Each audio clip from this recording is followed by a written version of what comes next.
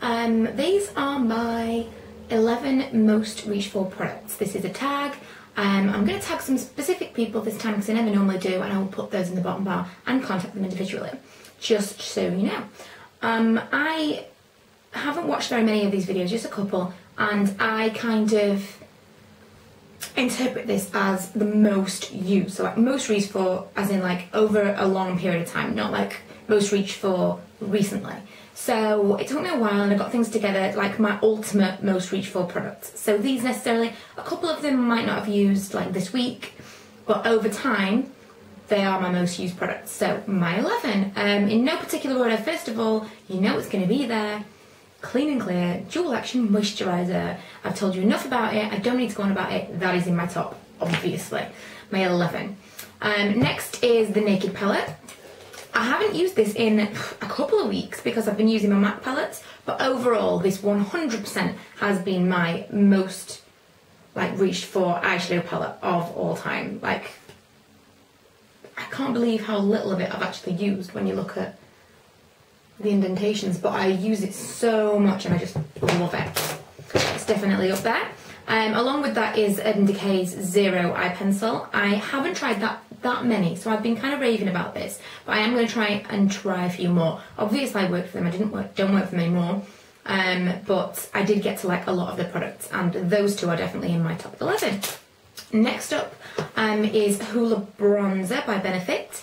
This has always been my favourite bronzer. I've never found another bronzer that I like as much. I do really like NARS Malaysia Multiple Stick, and so I will try one from Mars soon, I think. I've tried some from e.l.f., but they were shimmery and I don't really like shimmery ones. I am looking for another matte bronzer, so if you know one that's out there that's similar to Hoola or that kind of thing, I might try it. I've been thinking about the Chocolate Soleil from Too Faced, but that's a little bit more expensive than I want, a little bit more money than I want to spend, because it's about the same price as this, if not a little bit less. But I'd like to try a different one, so anyone matte bronzers, let me know. Preferably not too orange. Next is Boing Concealer from Benefit. I get it in medium. I've had it in lots of different forms. They used to have the one with the little lid and the mirror inside. I preferred that. I've had them tons and tons and tons of time. I've always got medium, and I'm down with the pan well and truly with this one. But I really like it. It's an industrial strength concealer, so they say, and it lasts an awful long time. So although it does cost a little bit more than perhaps a drugstore one, I think value for money is really, really great. Same kind of thing for value for money, and this is cheaper. This is about £7.50-ish. I don't know exactly how much it is, but it's around £7.50. Superstay 24 from Maybelline. I got this in Light, which is number 2. This has lasted me forever. It's pretty much dried up now, so I need to go and get another one. But this has pretty much lasted me a year and a half, 2 years, maybe even. I know you're supposed to throw makeup out after a certain point, but this has lasted me an awful long time. Maybe even more than 2 years. Could easily be more than 2 years. But I really, really love this. Just for under the eyes. You can do other concealers with this, but generally I use this under my eyes and then Boing elsewhere. Either of them you could use in either places because neither are too cakey or too light reflective. But I really, really love this product, and it's much cheaper because it's drugstore. Another Urban Decay product that's getting into the 11 is the Eyeshadow Primer Potion. I'm showing you the one in Sin just because I've got 2 of these full-size ones. I've only got the mini ones in the original, but I actually do prefer the original. As a salesperson for Urban Decay, obviously I used to say, well, why would you not get this? Because it's also a cream eyeshadow, it's 2 in 1. But the more I've used it, the more I realised that I don't really want the shimmer as a base, because then it's not that it doesn't change the colour of the eyeshadow, but I don't want the shimmer as the base, I just don't want it. I want just the translucent one. I don't know why, but I understand why so many customers said that's not the one they wanted, and they ended up getting the pillion one, even when I was trying to tell them they were getting more for the money. They were kind of getting more for the money, but it wasn't what they wanted for the money. So I have the Sim one, but I do prefer the plain one, and it's in my most reached for faves. Dream Matte Mousse. I got it in Sand. There's a lot of Maybelline foundations that I like, but this is definitely one of my most used. I've actually used this in a lot of different colours. I've got, I wonder, I've actually got like 4 pretty much used up ones in my drawer. I don't even know I've still got them, but I've got them in different colours. I think maybe I kept them at one point just so I knew what colour was what, but Sand is my colour from Maybelline, so I really, really like this. It's not quite as good colour match as my NARS Sheer Glow. This is my ultimate favourite foundation.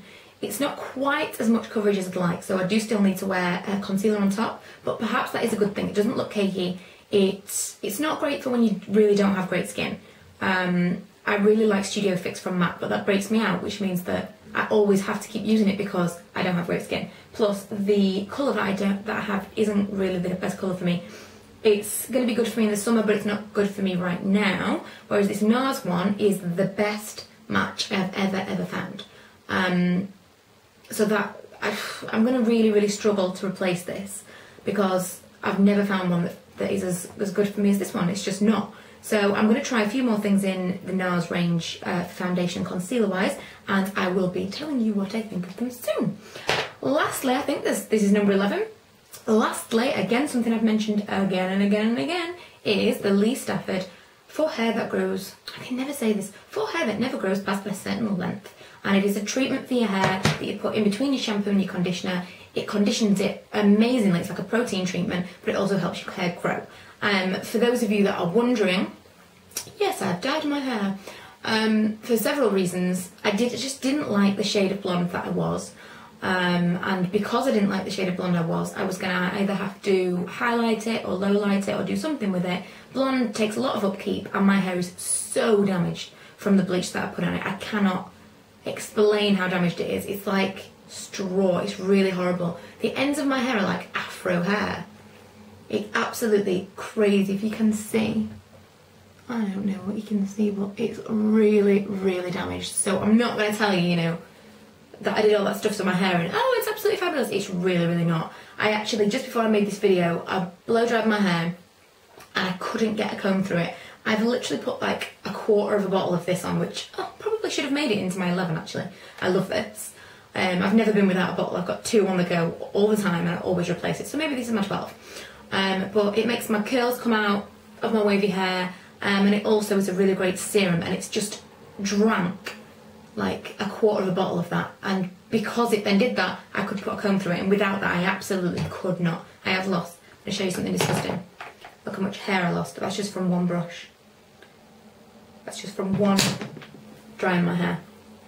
It's really, really terrible. So I dye my hair dark, it's a temporary colour. I know that no matter what I put on my hair, it's not going to take because of the bleach, so I figure if I've got to touch my hair up every now and then I'd rather it be something that's temporary and it's not bleach, and so I chose this colour. So it's chocolate, I think it's called, from Castings. I've used it before, so I knew that I would like the colour, but yeah, it's obviously not gone that dark, and there's certain places it's not taken very well. It's a lot lighter in certain patches, but I'm going to be using this absolutely religiously. I don't wash my hair every day. I wash it like every other day at most, maybe every 3rd day, because it's not so great to wash your hair all the time and it's really, really damaged. So every time I wash my hair, I do use this.